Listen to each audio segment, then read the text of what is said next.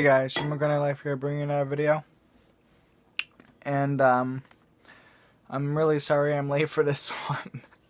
Crazy stuff. I'm really late. I just been like having a slow week. I just been lazy and tired from work all the time, and so I took a whole week and watched Netflix. And the reason why I haven't done a review last week for Scream Queens is because I was watching Netflix and I got into this other show that I'm really into now, and it's like another mystery show, just like Scream Queens, kind of different though. It's a mystery show and it's called Pretty Little Liars. I don't know if you guys ever heard of that, but that's one of my new favorite shows. I've been watching it on Netflix and it's just crazy. I'm so into it. And yeah, so that's the reason why I'm so late. It's like already Tuesday, so it's like 2:45 a.m. here, and it's already Tuesday, November 10th. So tonight there should be another episode on, I think. I'm not sure. And I don't even remember what episode I'm on. Don't know if it's episode 7 or what, but it will be in the title what the episode I'm reviewing is. So let's get started. So in this episode,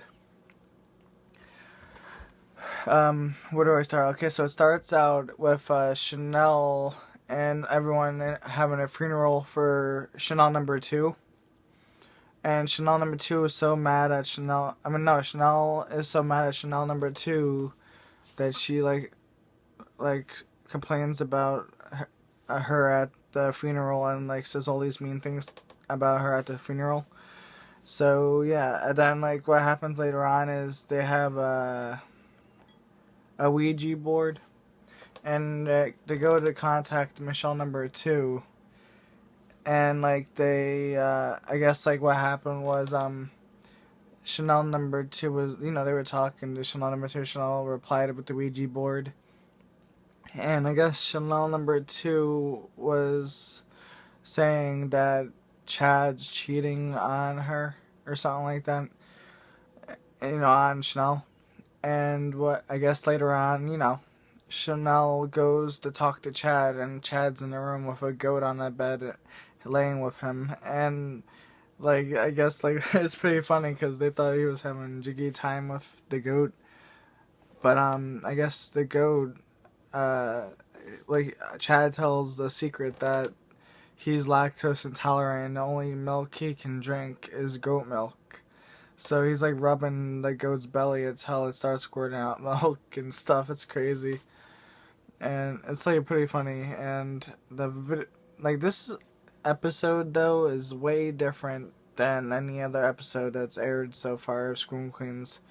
It's kind of way different. Like it's a different kind of feel to it, if you know what I mean. And there was no killing at all, really. There was only one death in the show, but not even by the devil. It was by, I'll tell you that in a little bit, by who it was by, but it's not the devil. There was no devil in this episode. That's what made it kind of different, too. And you didn't see much of Zayday. Zayday wasn't in here that much until the end. Like, she walked in for, 2 seconds. That's it. But, yeah, so what's going on? So, yeah, like I said, goat milk, he's lactose intolerant, so he can only drink that. So she forgave him. She thought he was cheating on her and they were about to break up, but they didn't.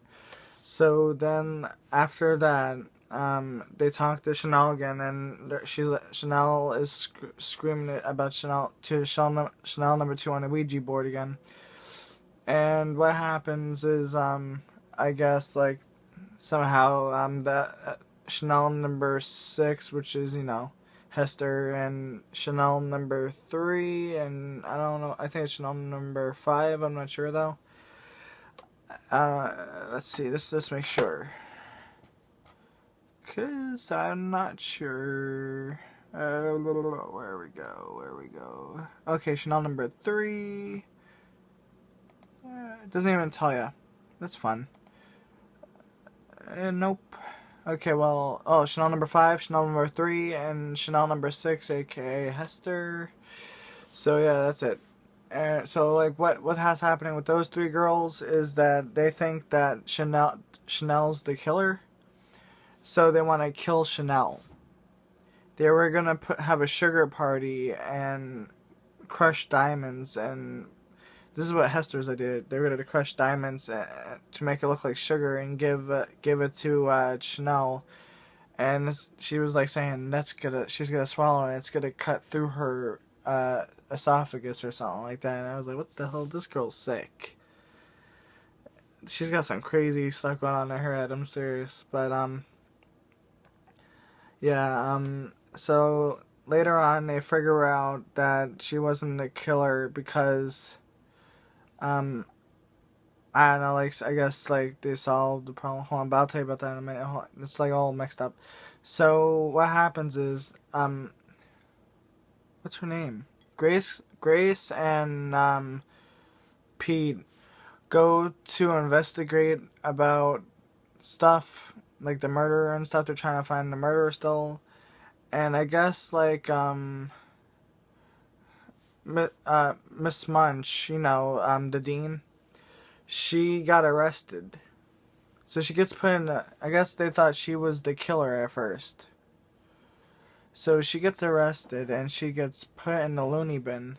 Like, this is like a mental place where they have all the really mentally ill people, like the really crazy people, and they're in like this crazy place. And there's this one woman who says, I paint all, and she's like painting all these like portraits of people, and these portraits are so talented. She's like really talented, but she's really loony, but crazy stuff. So they made a portrait of Grace and Pete. But anyway, so she's in a loony bin, and she was like talking crazy with the cop at first before she even got locked up. So she gets put in a straitjacket and gets put in there. And later on, they make a deal with Grace. She makes a deal with Grace and Pete. She says, if you help me get me out of here and prove that there's this other girl that I don't know her name, I forgot, but it's like this woman that used to be a student or something, and she stole Mrs. Munch, aka the dean. She stole the dean's husband, who was married to her, and they were dating the girl, the student, and the student stole the husband from her, and they were in love.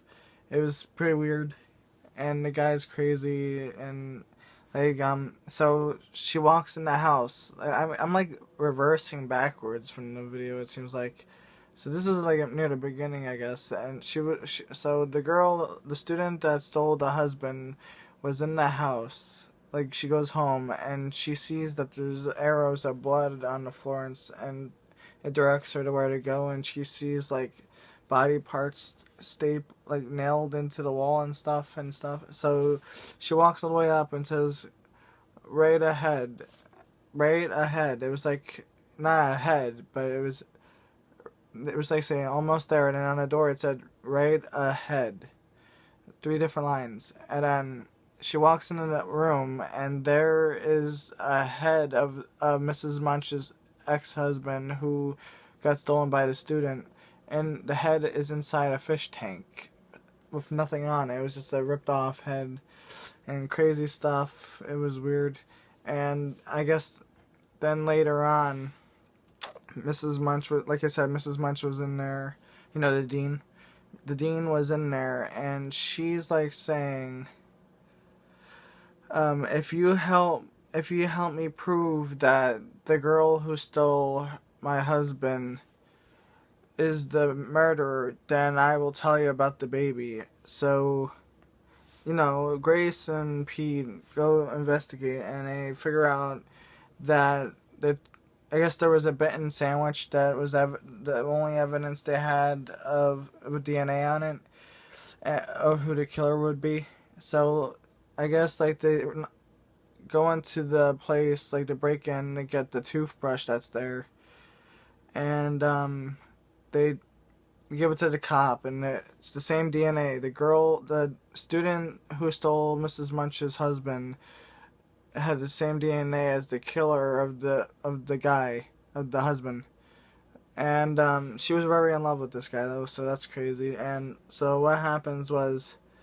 later on, at the end of the show, it turns out that Mrs. Munch, aka the Dean, was actually the killer. And she says, we'll talk about the baby next week. She was putting off. But she, at the end of her, she's like dancing all around happy as anything. And she got away with murder. And she was like, you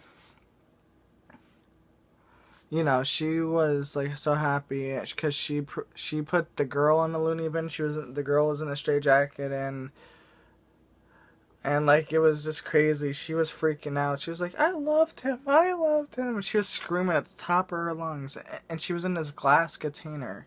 It was like a gel made out of like plastic or something, and you could see right through it. And she was like going crazy. It was the weirdest thing ever. That's like where the loony people going. So yeah, like that was the end of the episode, kind of. And before that though, what happened was okay, there was a part where I guess like I said, they were gonna kill Chanel, the 3 girls, Chanel number 5, Chanel number 3, and Chanel number 6. So they tried killing her, like they said, but I guess Chanel was going to sleep. She took this medicine and go to sleep or something like that. And what happened was she got she had a talk with Chanel number 2 because Chanel was in her dreams. She came back from hell to talk to Chanel, and it was crazy. Chanel number 2, aka Ariana Grande, was talking dirty. Oh my god, that was like the first time I ever seen Ariana Grande talk dirty, dude. The things she said in that episode, you guys better watch it if you want to see Ariana Grande talk dirty. That some of the stuff was crazy. I'm serious. That was just like, whoa, babe. No, I'm a guy, so I'm allowed to say this. Some of you might think it's weird, but you know that she was talking crazy, dirty, and yep, it was the best to me because I never heard her talk like that. But it was pretty interesting to see her like that, and this is actually the most that we've ever heard her talk on the series. She talks so much in that one episode than any other episode. Now, like I said, at the end, they think that Zayde and Grace are actually the killer. All the Chanels think that about them because they thought they caught the killer, and that the 2 killers would have to be Grace and Zayde. So yeah, that's it, guys. That's all I can say. And let me just tell you, Ariana Grande talking dirty, it was the best part. I'm sorry to say, it was crazy. Talking about Hitler motorboating her boobs and stuff, and she like did something else and stuff like that. It was crazy. It was weird as hell, but it was funny, and it was like, whoa, babe, in a kind of way. And I hear her voice like that. But okay, guys, thanks for watching. And the theory is still the same as always. I still think the same theory as every other review I've done. I'm not going to explain it because I'm on a time limit because I can't do over 15-minute videos because I got a copyright strike for no reason. So that everyone has that video, and I got in trouble for it, for me having it out of all people. So, I'll see you guys later. As usual, stay grande, and I'll see you guys next time. Love you guys so much, and bye.